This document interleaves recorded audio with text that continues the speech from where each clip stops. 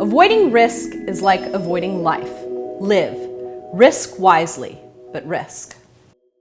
One of the things that I think really differentiates successful people, or even just people who really get what they want versus people who really don't, is your tolerance for risk, your stomach for risk. One of the things that I see people really struggle with is this notion of, I'm really not happy in this job, but I really want the paycheck.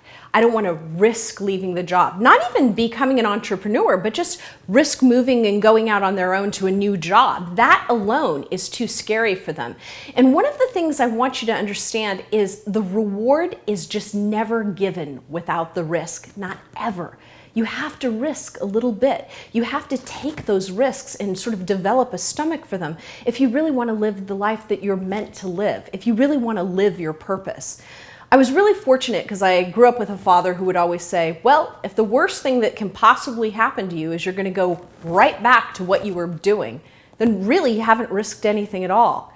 It was really important advice for me, and it really informed my own capacity and my own tolerance for risk. I started to see the world really differently, and I was able to put myself in a position to take enormous opportunities because I wasn't concerned about failure or loss or the illusion of security. So how do you take this stuff and make it actionable? I mean, how do you start risking more yourself, particularly if you're somebody who's super risk averse? So one of the things that I would like you to think about doing is thinking about sort of how you're going to come at this for yourself. Start with baby steps, because I'm a big fan of small incremental change. And think of something that would be a risk for you, whatever that is. Maybe it's investing for the first time. The truth of the matter is, most of your money is when you're built on wealth comes from when you get your money to work for you. But if you've never actually invested, then you're never going to be in that position. So maybe it's that you invest for the first time ever. You put a little money into some stock, you get some information, you become a little more financially literate in that way, and take a little bit more risk.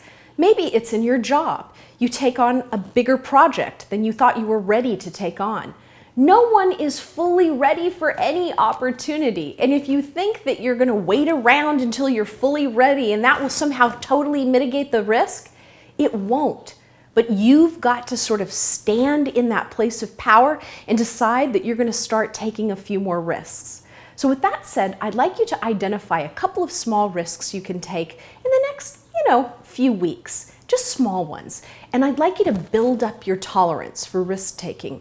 And what you'll find is the reward is greater. You'll get bigger opportunity. I mean, I can tell you some of the largest clients I got were because I was the one that was willing to sit at that table and have that very scary negotiation with big, shiny, important people, feeling very fragile and small as a chick with a MacBook and $5. I mean, frequently I'm the person sitting at the table and people are probably thinking it's a little like Sesame Street, like one of these things is doing its own thing. I'm usually the thing that doesn't belong. It's not everybody else at the table.